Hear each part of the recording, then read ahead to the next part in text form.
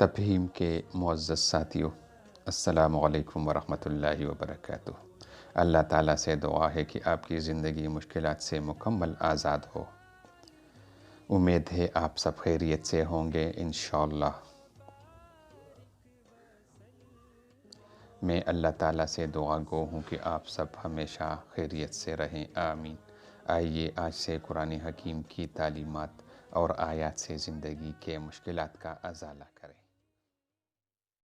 ناظرین، ہچکی یا ہکپ بعض اوقات ایمرجنسی کی صورت اختیار کر لیتی ہے اور بند ہونے کا نام نہیں لیتی، تو آج ہم آپ کو چند تدابیر بتا دیتے ہیں جس سے ہچکی فوراً بند ہو جائے گی۔ نمبر 1، 2 لونگ منہ میں ڈال کر ان کا رس چوسے، انشاءاللہ ہچکی فوراً بند ہو جائے گی۔ نمبر 2، تھوڑی سی ہلدی یا تھوڑا سا زیرہ پانی کے ساتھ پانک لیجئے۔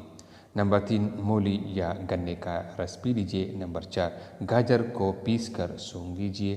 نمبر 5، آم کے درخت کے پتے جلا کر دھونی لیجئے۔ نمبر 6، اگر بچے کو بار بار ہچکی آ رہی ہو اور خود بخود بند نہ ہو تو تھوڑا سا شہد چٹا دیجئے، انشاءاللہ ہچکی بند ہو جائے گی۔ اس کے علاوہ پلاسٹک کی تیلی لے لیجئے، اس میں منہ اور ناک بند کر لیجئے اور اسی تیلے میں چند بار سانس لیجئے۔